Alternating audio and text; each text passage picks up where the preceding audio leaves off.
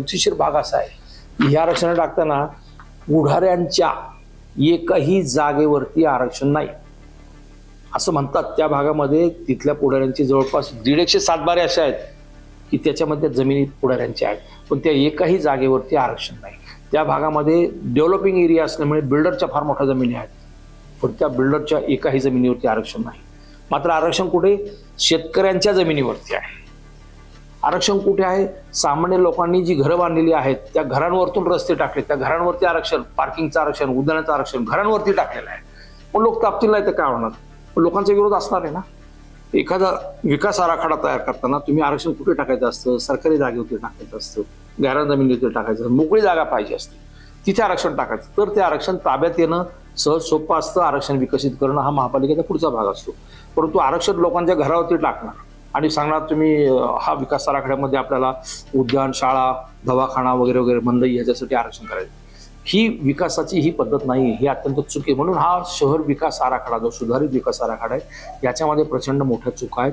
आम्ही ते सगळं निदर्शनास आणतो. 24 वाडीला तर एका ठिकाणी असा प्रकार आहे की तिथे टेकड्यांवरती काही पुढाऱ्यांनी जागा घेतली आहे, टेकड्या खरेदी केलेल्या आहेत आणि त्या टेकड्यांवरती एकही घर नाही. तो सगळा जुन्या विकास आराखड्यामध्ये ग्रीन बेल्ट आहे, परंतु नकाशामध्ये तिथे इमारती दाखवल्यात, खोट्या खोट्या इमारती दाखवल्यात ज्या प्रत्यक्षामध्ये नाही.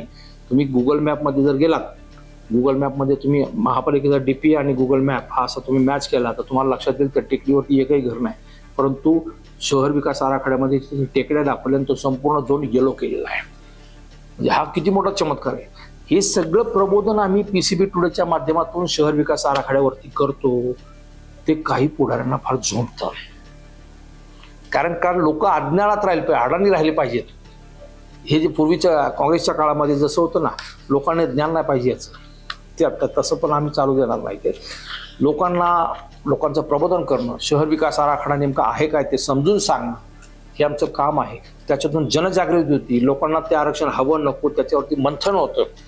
ज्यावेळी लोकशाहीमध्ये एखादा विकास प्रकल्प राबवायचा असतो, लोकांचा सहभाग त्याच्यामध्ये नसतो, तर तो विकास त्याला मानवी चेहरा नसतो, तो अन्यायकारक असतो. म्हणजे अशा प्रकारे तुम्ही जर फक्त शेतकऱ्यांवरती आरक्षण टाकणार असाल, लोकांच्या घरावर आरक्षण टाकणार असाल, त्यांनी सहन करायचं आणि पुढाऱ्यांची बिल्डरची आरक्षणं सोडायची.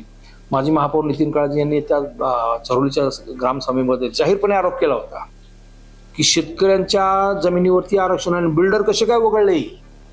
याचं उत्तर आतापर्यंत महापालिका प्रशासनाला देता आलं नाही, आमदार महेश राणे देता आलेलं नाहीये. म्हणजे ह्या विषयावरती बोलणं जर चुकीचं असेल तर आम्ही बोलत राहणार.